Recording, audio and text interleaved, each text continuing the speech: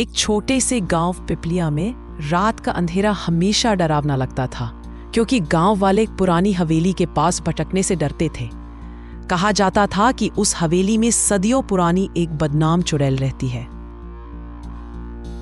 गांव वालों के बीच ये अफवाह थी कि जो भी उस हवेली के पास गया वह कभी वापस नहीं आया, लेकिन कई लोग अब तक सच नहीं जान पाए थे कि वहां असल में होता क्या है। भैया, क्या चुड़ैल वाकई में है? पिताजी हमें हमेशा हवेली के पास जाने से मना करते हैं। दीपक, मुझे नहीं लगता कि ऐसी कोई चुड़ैल होगी। ये लोग तो बस डराने के लिए कहानियां गढ़ते हैं। क्यों ना हम खुद चलकर देखें? तुम दोनों बंधु ये जोखिम ना लो। कुछ तो रहस्य है उस हवेली में। सब कुछ यूं ही कहानी नहीं है। इसी बीच हवेली के अंदर से एक काली छाया दिखाई देती है। वह छाया तेज हवा के साथ खिड़की के पास आकर खड़ी हो जाती है और अचानक अजीब सी हंसी गूंज उठती है। आखिरकार किसी ने मेरी हवेली की सीमा लांघने की हिम्मत दिखाई। क्या तुम्हें अपने जीवन की परवाह नहीं, बालकों? कौन है ये? कौन बोल रहा है? हमें छोड़ दो, हमने कुछ नहीं किया। मुझे बहुत साल पहले इस गांव के लोगों ने जलाकर मारा था। अब मैं अपने अपमान और बदले के लिए हर उस इंसान को डराती हूँ जो मेरी हवेली में कदम रखता है। अरे दीदी, यह सच में चुड़ैल है। भागो दीपक, यहाँ से बाहर निकलो। सच में हमें गांव के बड़े बुजुर्गों की बात माननी चाहिए थी। हमें यहाँ आना ही नहीं चाहिए था। तेज हवा चलने लगी और दीवारों पर खून के धब्बे उभर आए। चुड़ैल की सफेद आंखें सबको घूरने लगीं। बच्चे डर के मारे एक दूसरे से चिपक गए। तुम्हें डर लगता है ना? यही डर मेरे अपमान का बदला है। लेकिन कोई है जो मुझसे भी बड़ा अपराधी है। कौन है वो? क्या आप हमें जाने देंगी अगर हम उसकी मदद करें? इस गांव के मुखिया रामस्वरूप वही असली दोषी है। जब मैं जीती थी, उसी ने मुझे झूठे इल्जाम में फंसाया था। गांव में ये सच किसी को पता ही नहीं था कि मुखिया रामस्वरूप ने श्यामा को जलाकर मार देने वालों का नेतृत्व किया था। सालों से गांव भय में जी रहा था, लेकिन असली वजह किसी को पता नहीं थी। तो क्या हम आपकी मदद करें? आप बदला लेना चाहती हैं? क्या होगा अगर हम मुखिया जी से सच उजागर करवाएं?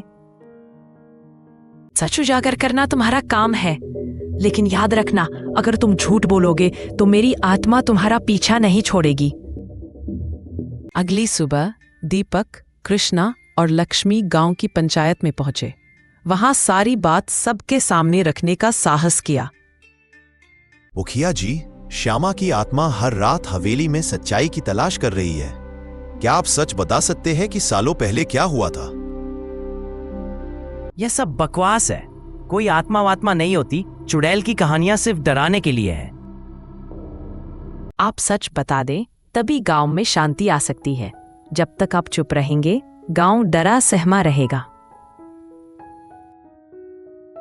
ठीक है, मैं कबूल करता हूं। मैंने श्यामा को दोषी ठहराकर सबके सामने उसे जलवा दिया था। वह बेकसूर थी। यह सुनकर गांव में सनसनी सी फैल गई। इतने सालों बाद सच सामने आया और गांव वाले हैरान रह गए। मुखिया रामस्वरूप, आज तेरा अंत वही होगा जो तूने मेरा किया था। सच का बदला हमेशा मिलता है। माफ। मुझे मेरी गलती का बहुत पछतावा है। मैं अपने किए पर शर्मिंदा हूं। चुड़ैल की आत्मा आंधी की तरह गरजी और हवेली के दरवाजे खुद ब खुद बंद हो गए। मुखिया वहीं पर चेतना खो बैठा और गिर पड़ा। मुझे अब शांति मिल गई है। मेरे बदले की आग ठंडी हो गई। पर याद रखना, सच्चाई छुपाने वाला कभी चैन से नहीं जी सकता। सूरज की पहली किरण के साथ ही हवेली के ऊपर स्याह धुंध हट गई। गांव में धीरे धीरे सुख शांति लौटने लगी। दीपक, कृष्णा, अब गांव में डरने की कोई बात नहीं है। अंततः सच की जीत और सच्चाई का उजागर होना जरूरी था। अब हम बिना डरे हवेली के सामने खेल सकते हैं। चलो दीपक, आज से हम गांव के सबसे बहादुर बच्चे कहलाएंगे। दीपक, लक्ष्मी और कृष्णा अब बेझिझक गांव में घूम सकते थे। बच्चों ने गांव के और बच्चों को भी सच्चाई बताई और अब हर कोई जान गया कि डर से बड़ा कोई सच नहीं होता। हमें हमेशा सच बोलना चाहिए और बुरी बातों को छुपाना नहीं चाहिए, वरना अतीत का साया हमेशा पीछा करता रहेगा। हमें दूसरों पर झूठा इल्जाम लगाने से पहले सोचना चाहिए, क्योंकि सच्चाई एक दिन सामने आ ही जाती है। गांव वालों ने अब हवेली को मंदिर में बदल दिया ताकि सब शांति से रह सके। श्यामा की आत्मा को भी सदियों बाद मुक्ति मिली।